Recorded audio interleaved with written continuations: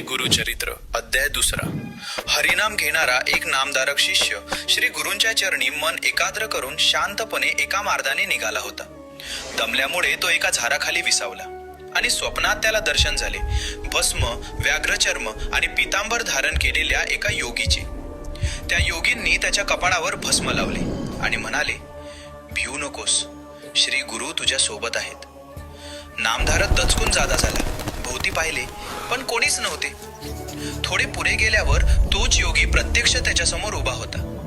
नामधारक आनंदाने धावत गेला आणि वंदन करून म्हणाला, हे योगीश्वर, आपण कोण आहात? तेव्हा योगी म्हणाले, माझे नाव सिद्ध आहे आणि गांधापूरचे श्री नृसिंह सरस्वती हे माझे गुरु आहेत. नामधारक म्हणाला, मीही नित्य श्री गुरूंचे ध्यान करतो, मग माझ्या नशिबी ही कष्टप्रद अवस्था का? यानंतर सिद्धांनी वेदधर्म आणि संदीपकाची अद्भुत कथा सांगितली. वेदधर्मगुरु आजारी कुष्ठरोगी झाले. त्यांचा स्वभाव कठोर झाला, पण शिष्य संदीपकाने कधी सेवा सोडली नाही. अत्यंत निष्ठेने, प्रेमाने त्याने गुरूंची सेवा केली. त्याच्या सेवेनं प्रसन्न होऊन भगवान शंकर आणि विष्णूही प्रकटले.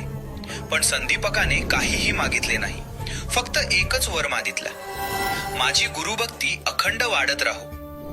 गुरु प्रसन्न झाले आणि आशीर्वाद दिला, तुझ्या स्मरणाने लोकांचे दुःख दूर होईल. दुसऱ्या अध्यायातील शिकवण आहे ती अशी की गुरुभक्तीपेक्षा मोठे काहीच नाही. गुरूंच्या चरणी जो शरण जातो त्याला कधीच